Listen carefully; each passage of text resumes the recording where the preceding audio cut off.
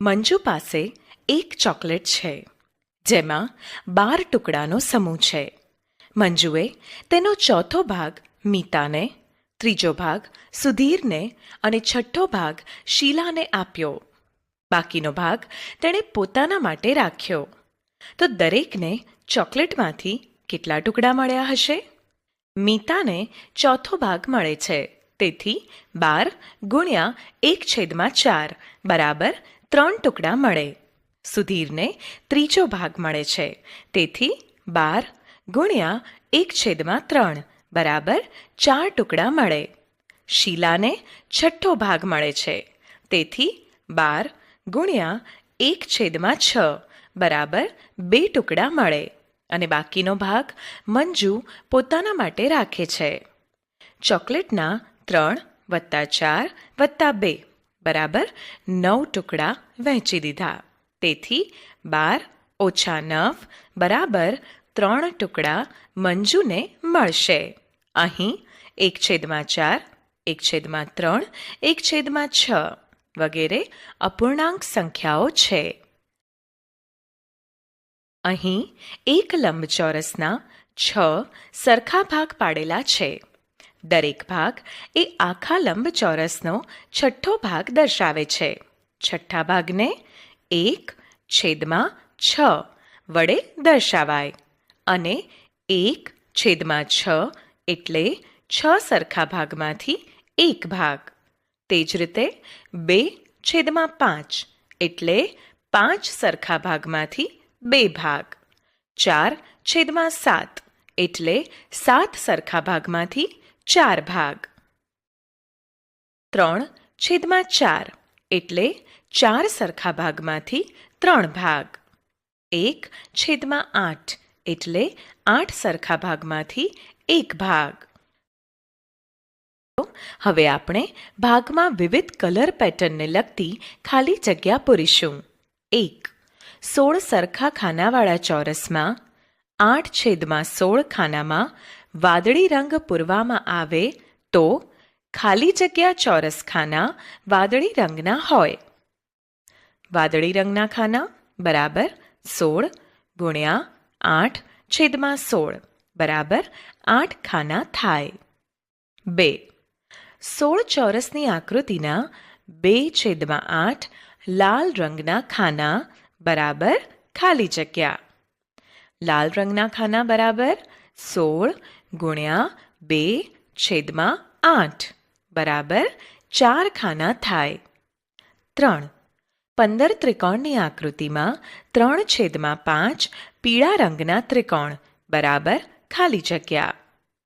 પીળા રંગના ત્રિકોણ બરાબર 15 ગુણ્યા 3/5 બરાબર 9 ત્રિકોણ થાય. 4. અષ્ટકોણની આ આકૃતિમાં 1/4 લીલા રંગના ખાના બરાબર ખાલી જગ્યા.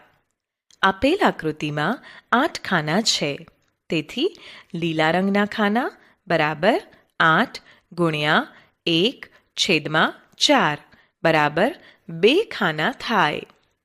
5. 6 પાંદડીના ફૂલની 1/3 ગુલાબી રંગની પાંદડી બરાબર ખાલી જગ્યા. ગુલાબી રંગની પાંદડી બરાબર 6 ગુણ્યા 1/3 બરાબર 2 પાંદડી થાય. મિત્રો, અહીં વર્તુળના 4 ચિત્રો આપેલા છે. ચિત્ર 1માં વર્તુળના 2 સરખા ભાગ કરેલા છે. તેમાંથી એક ભાગ વાદળી રંગનો છે. તો મિત્રો, તમે કહી શકશો કે વર્તુળનો કેટલામો ભાગ રંગીન છે?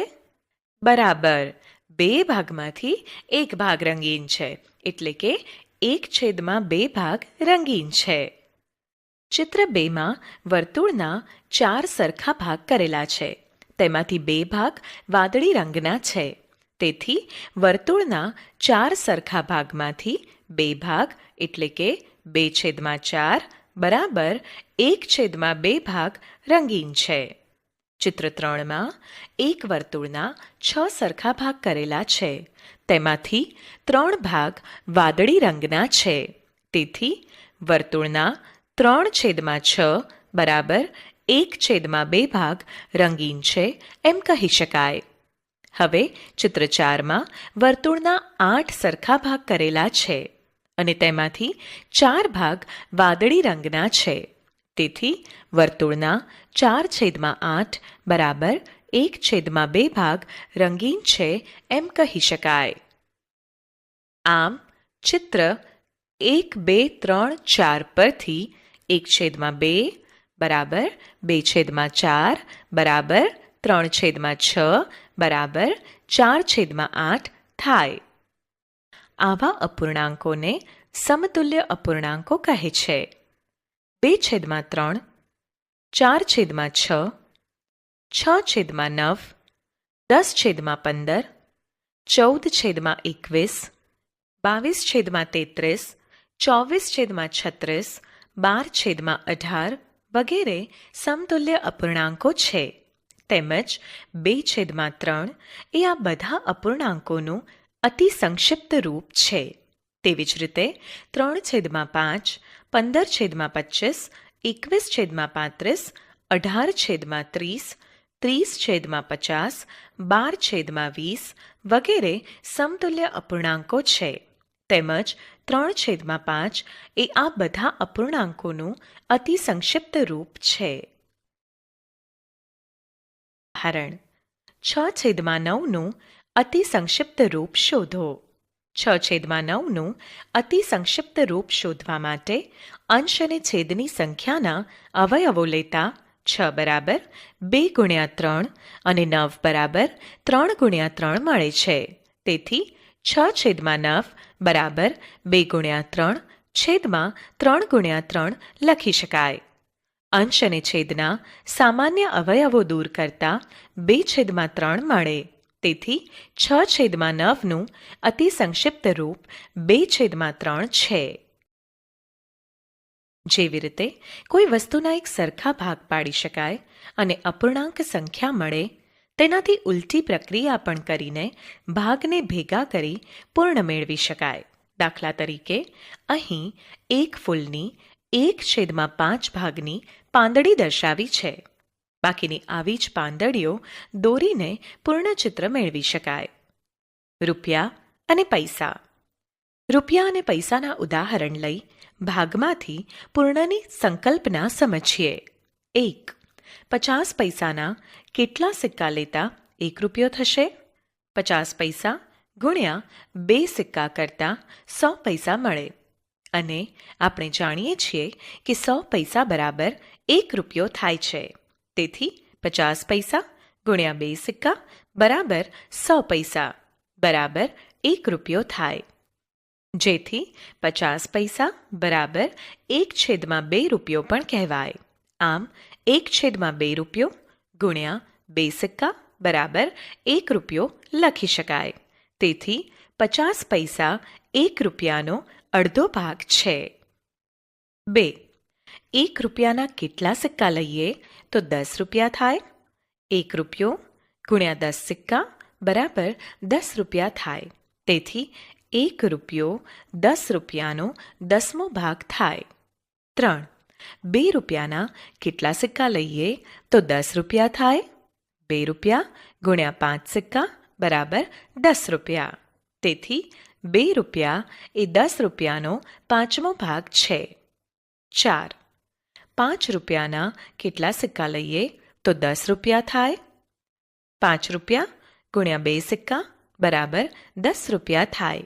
તેથી 5 રૂપિયા એ 10 રૂપિયાનો અડધો ભાગ એટલે 1/2 ભાગ થાય.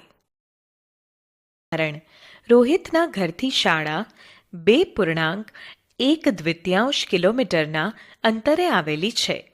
તો રોહિતને શાળાએ જવા અને ત્યાંથી ઘેર પાછા આવવા માટે કેટલું અંતર કાપવું પડે? ઉકેલ. પ્રથમ 2.1 મિશ્ર અપૂર્ણાંકને અશુદ્ધ અપૂર્ણાંકમાં ફેરવતા 5/2 મળે. રોહિતને શાળાએ જવા અને ત્યાંથી ઘરે પાછા આવવા માટે 5/2 કિલોમીટર અંતર 2 વાર કાપવું પડે. તેથી કુલ અંતર બરાબર 5/2 વત્તા 5/2 બરાબર 10/2.